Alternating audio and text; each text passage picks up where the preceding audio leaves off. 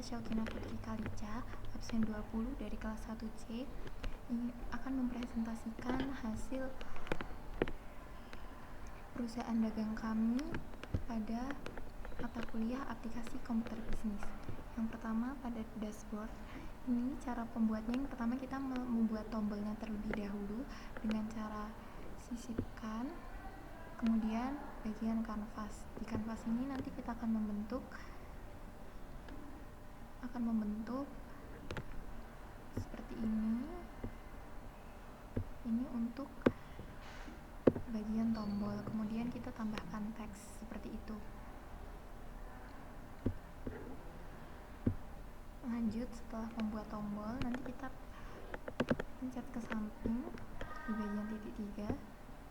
Kita tetapkan script terlebih dahulu. Di script ini harus diisi tombol keberapa dengan angka yang tidak boleh sama, seperti itu. Setelah kita tetapkan, kita masuk ke ekstensi dan kemudian kita masuk ke apps script. Nah, di apps script ini berisi coding. Yang pertama kita pencet functionnya terlebih dahulu. Di function ini nanti go to sheet, sheetnya namanya tadi apa, kemudian ini row keberapa dan juga kolom keberapa, seperti itu. Jadi ketika tombol ini dipencet maka akan otomatis pindah ke sheet selanjutnya. Contohnya di sini function tombol nomor 2 yaitu link antar sheet COA, sheet dengan nama COA, row ke-1 dan juga kolom kedua. Artinya ketika tombol kedua dipencet akan berpindah ke sheet COA, row nomor 1 dan juga kolom nomor 2. Setelah itu kita jalankan untuk menyimpan coding yang telah kita buat. Selanjutnya kita kembali ke sheet. Seperti ini pengaplikasiannya. Jadi langsung otomatis terpindah seperti itu. Lanjut, di sini kita juga membuat drop down untuk memudahkan kita dalam membuat apakah saldo normal ini debit atau kredit, seperti itu. Daftar akun ini juga sama seperti ini. Kita buat drop down. Lanjut, untuk daftar aset, di sini untuk penyusutannya kita menggunakan penyusutan garis lurus. Di sini kita menggunakan umur ekonomisnya 20 tahun untuk bangunan dan juga nilai sisanya 20 juta, harga perolehan 234 juta. Contohnya di sini kita pindahkan dulu harga perolehannya sebagai nilai buku awal. Kemudian di penyusutan ini kita menggunakan rumus SLN. SLN ini terdiri dari harga perolehan, nilai sisa, dan juga umur ekonomisnya, seperti itu. Nah, karena ini menggunakan garis lurus, jadi penyusutannya dari tahun pertama hingga tahun terakhir sama. Di nilai buku terakhir, yaitu kita kurangi bagian nilai buku awal dengan penyusutannya, seperti itu. Karena ini kita umur ekonomis atau masa manfaatnya 20 tahun, jadi kita bikin kolom sampai 20 tahun. Begitu juga untuk kendaraan dan juga untuk peralatan. Mohon maaf, di sini harusnya di sini peralatan.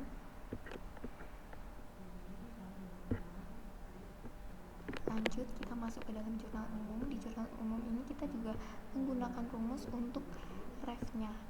Jadi kita menggunakan VLOOKUP. C6 adalah patokannya, yaitu kas daftar akun bagian B3 sampai dengan C42. Kita ke daftar akun. Nah, di sini kita ini drag dari sini sampai ke bawah. Di kom sini, maka akan menampilkan refnya atau nomor akunnya secara otomatis. Jadi VLOOKUP C6 jika sama dengan nama daftar akun yang ada nama daftar akun, maka akan menampilkan row kedua Nah, row kedua ini yaitu adalah nama akun, nomor akun. Jadi akan otomatis memunculkan nomor akunnya seperti itu. Jika tidak ada, maka akan memunculkan false seperti itu. Ini otomatis. Semuanya di sini kita juga pakai sum.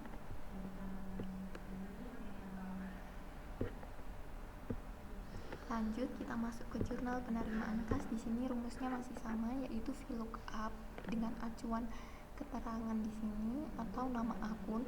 Jika sama dengan nama daftar akun, ini daftar akun sama, yang di drag ke bawah adalah ini dari B3 sampai 42, ini C42.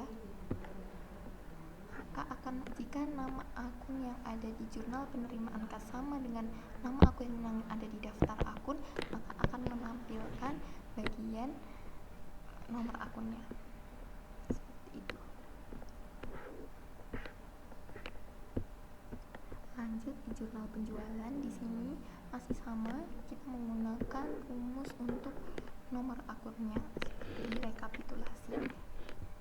Jadi VLOOKUP, jika nama akun yang ada di rekapitulasi ini sama dengan nama akun yang ada di daftar akun, maka akan menampilkan row kedua. Row kedua itu adalah nomor akun. Jika salah akan berisi 0. Di bagian jurnal pembelian, rumusnya sama. Jika VLOOKUP nama akun yang ada di rekapitulasi sama dengan nama akun di daftar akun, maka akan memunculkan row kedua. Row kedua ini adalah nomor akun. Pada jurnal pengeluaran kas juga sama, kita menggunakan rumus di bagian nomor akunnya seperti itu.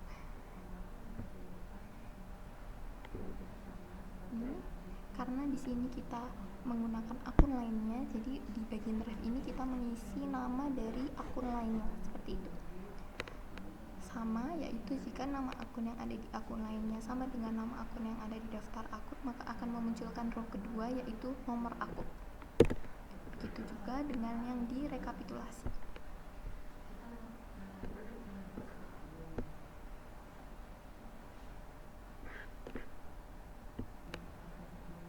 Baik, lanjut kita langsung pindah ke buku besar pivot. Jadi yang pertama kita membuat terlebih dahulu tabelnya berupa tanggal, uraian, ref, debit, kredit, saldo, dan juga debit kreditnya. Yang pertama kita isi dulu tanggalnya, kemudian uraian ini kita isi ada saldo awal, jurnal penerimaan kas, pengeluaran kas, pembelian, penjualan, jurnal umum, kas kecil, jurnal penyusian, dan juga jurnal penutup. Jadi ini tidak diisi secara manual, tapi kita isi dari patokan yang ada di ref, atau kita menggunakan patokan nomor akun agar kita tidak isi secara manual seperti itu. Seperti ini.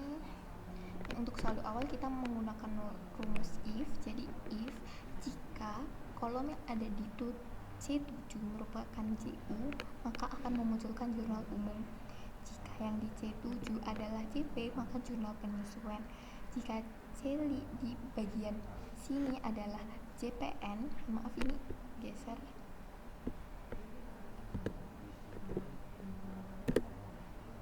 C7 merupakan JPN, maka akan memunculkan jurnal penutup. Kemudian untuk false-nya adalah saldo awal. Karena di ref ini bagian saldo awalnya itu kosong, maka akan otomatis memunculkan uraian yaitu saldo awal seperti itu. Lanjut untuk rumus yang di sini ada JKM atau jurnal penerimaan kas. Di sini kita pakai patokannya dari ref ya. Di sini jika C8 itu adalah CU atau bagian ref ada kode CU, maka akan memunculkan jurnal umum. Jika JP maka memunculkan jurnal penyesuaian, JPN akan memunculkan jurnal penutup, C8 sama dengan JKM maka akan memunculkan jurnal penerimaan kas. Jika kodenya JKK maka akan memunculkan jurnal pengeluaran kas. Jika C8 adalah JB maka akan memunculkan jurnal pembelian. Kemudian kalau misalnya JJ yaitu jurnal penjualan, dan KK yaitu kas kecil seperti itu. Ini semuanya otomatis, yang manual yang ref. setelah membuat tabelnya, kita pindah dulu ke nama akun. Di nama akun ini kita bikin drop down. Nah, drop down ini kita ambil dari daftar akun. Jadi kita pilih sisipkan, kita pilih yang drop down. Nah, di drop down ini nanti kita pilih bagian rentang di sini. Pilih dari rentang. Kemudian rentangnya ini kita ke daftar akun. Bagian daftar akun nanti kita drag semuanya. Bagian ini daftar akun kita drag. Kemudian setelah itu baru ini nanti otomatis bagian daftar akun yang di drag hanya bagian nama akunnya saja, tidak perlu nomor dan juga debit kreditnya.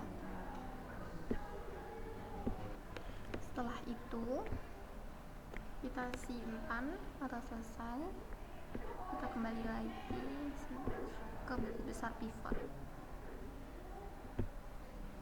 Nah, setelah kita membuat nama akun, kita pindah ke nomor akun. Nomor akun ini menggunakan rumus VLOOKUP. Jadi, kita menggunakan acuan di nama akun. Artinya, jika nama akun yang ada di sel B2 sama dengan nama akun yang ada di daftar akun, maka akan memunculkan row kedua dari daftar akun. Row kedua dari daftar akun itu merupakan bagian nomor akun. Seperti itu. Kemudian bagian saldo normal kita juga membuat rumus yang sama, tapi yang menjadi acuan itu adalah row ketiga.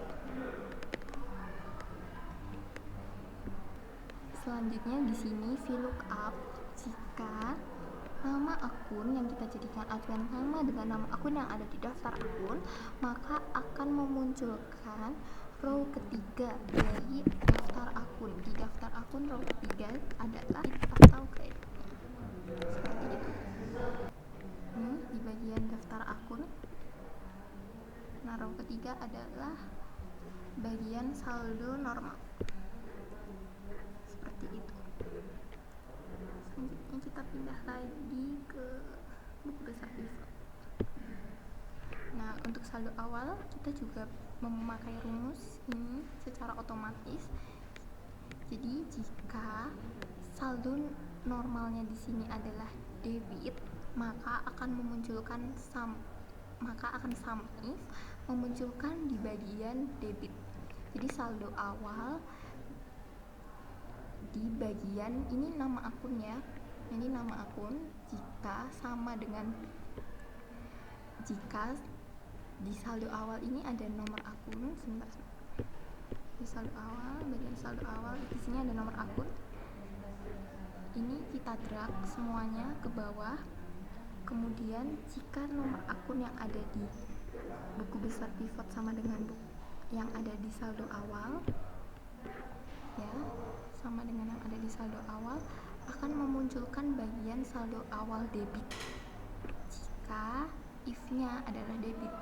Nah, kalau jika kredit, maka akan memunculkan saldo awal di bagian kredit.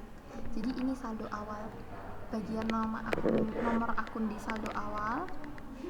Jadi ini adalah bagian nomor akun di saldo awal. Ini nomor akun yang ada di lembar buku besar pivot, dan ini saldo awal bagian debit yang ada di bagian saldo awal. Seperti ini. Ini yang di drag itu ada di bagian sebelah sini. Ini ada yang di bagian saldo awal bagian debit sebelah sini. Nah, nanti akan otomatis memunculkan ini jika nomor akunnya sama dengan yang ada di buku besar pivot. Seperti itu. Nah, jika ininya bukan debit, false-nya kita akan memunculkan saldo awal yang bagian kreditnya seperti itu. Nah, untuk saldo akhir ini kita menggunakan jika saldo normalnya debit, maka akan memunculkan ini bagian akhir ya, bagian debit,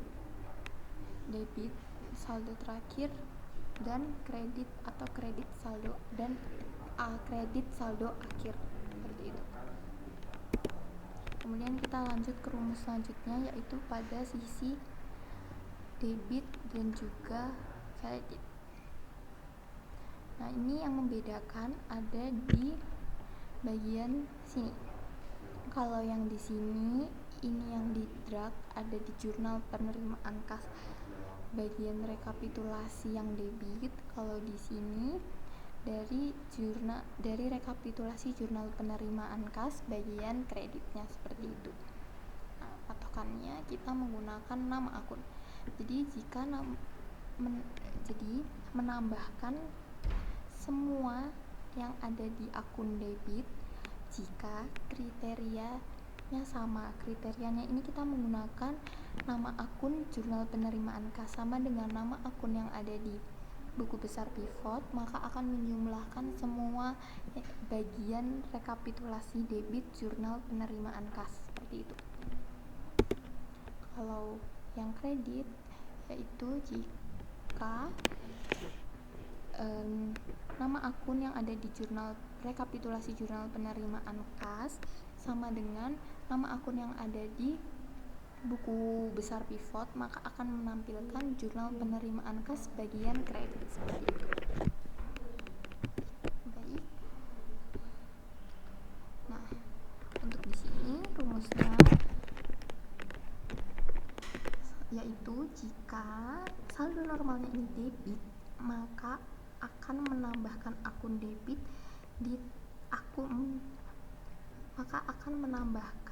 ini akun saldo debit ditambahkan saldo debit bagian sebelah sini dikurangi dengan kredit, seperti itu.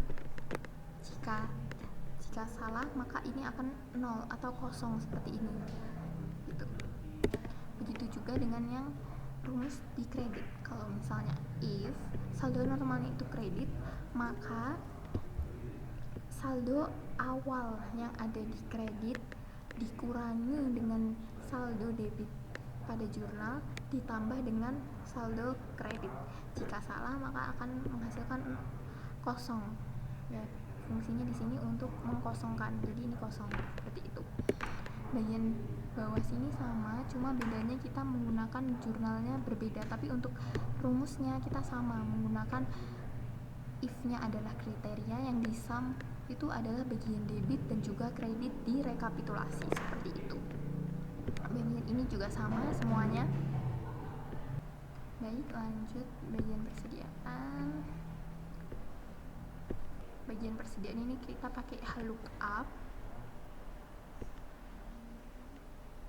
Lookup kita patokannya itu menggunakan kode, seperti itu. Dan di sini lookup itu ke samping, jadi kita pakai ini kita kunci, kita blok dulu, terus setelah itu kita kunci. Maka jika sama dengan kode ini, maka akan menampilkan baris kedua untuk nama barang, jadi ini otomatis, seperti itu. Begitu juga dengan saldo awal, stok awal, mohon maaf. Nah, ini bagian stok awal. Jika ini kita patokannya sama ya, kita menggunakan nama barang. Jika nama barangnya kabel Supreme, maka akan memunculkan baris kedua, yaitu kuantitasnya awal pada saldo awal. Ini otomatis juga ini. Ini kita menggunakan perkalian biasa antara harga jual dan harga beli dan juga stok awal.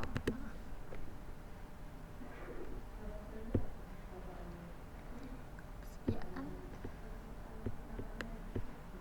Jurnal penyesuaian kita menggunakan rumus ini VLOOKUP dengan patokannya yaitu nomor ref. Nomor patokannya nomor ref. Jika nomor refnya ini sama dengan nomor ref yang ada di COA bagian ref dan juga nomor akun di blok, maka akan menghasilkan nama akun yang ada di kolom nomor 2 pada COA, seperti ini. Ini rumusnya sama semua sampai ke bawah.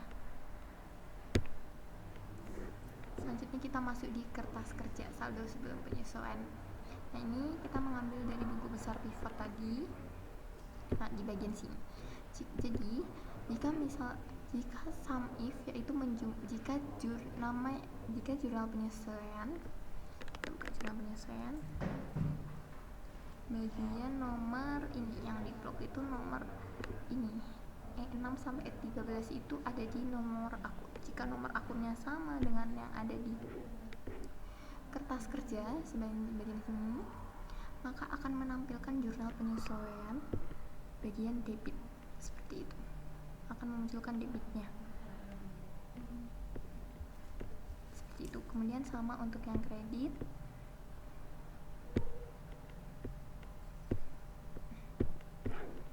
Baik, lanjut untuk if error. Jadi untuk if error ini, jika bagian C8 ditambah saldo sebelum penyesuaian debit ditambah saldo penyesuaian debit hasilnya lebih besar dari saldo sebelum penyesuaian kredit, maka itu sama dengan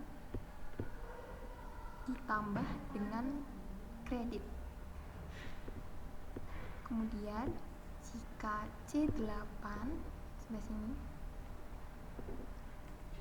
ditambah dengan penyesuaian debit dikurang dengan D8, ini yaitu saldo sebelum penyesuaian bagian kredit dikurangi dengan penyesuaian kredit, seperti itu. Ini maka ya, mohon maaf. Nah, jika salah maka akan menghasilkan kosong kayak seperti ini, contohnya tidak terisi. Baik, seperti itu.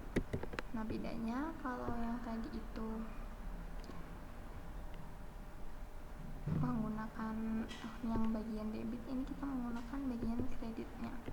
Jadi if error ini supaya kalau tidak ada hasilnya itu tidak memunculkan NA false gitu.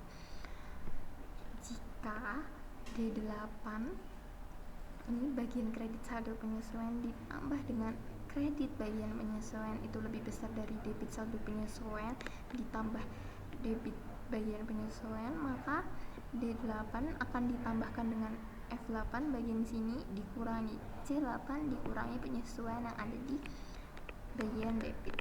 Nah, jika tidak akan menghasilkan kosong seperti itu.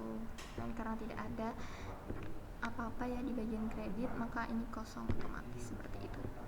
Selanjutnya laporan laba rugi. Nah, laporan laba ini jika A8 ini patokannya nomor akun ya lebih besar dari 400 karena saldonya laporan saldo pendapatan biaya itu ada di nomor akun 400 ke atas seperti itu, maka akan memunculkan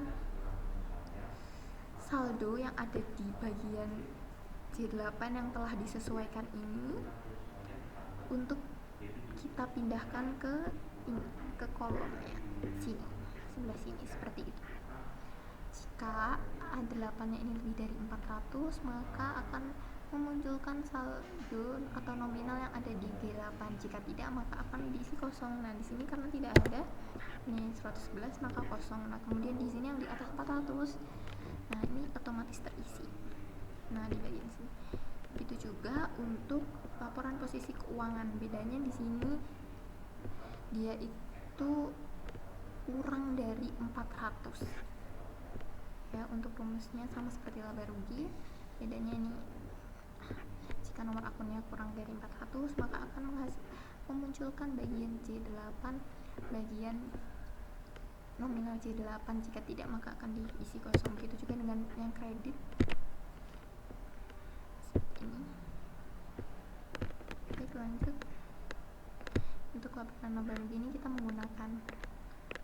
menggunakan grafik. Caranya adalah sisipkan diagram.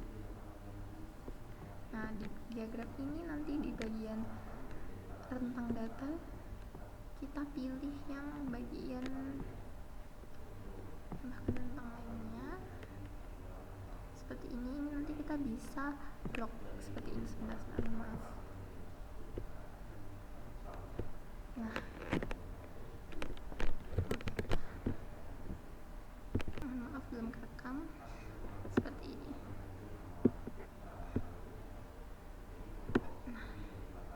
Nah, ini kita pilih rentang baru seperti nanti tinggal dipencet OK.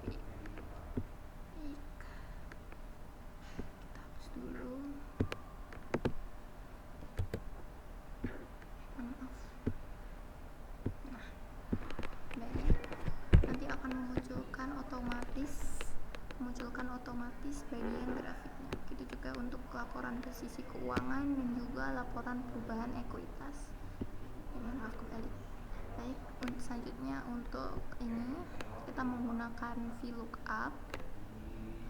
Jika nomor akunnya sama dengan nomor akun yang ada di COA, ini kita blok dulu, kemudian kita kunci, maka akan menghasilkan row nomor 2. Row nomor 2 itu berupa keterangan atau nama akun seperti itu.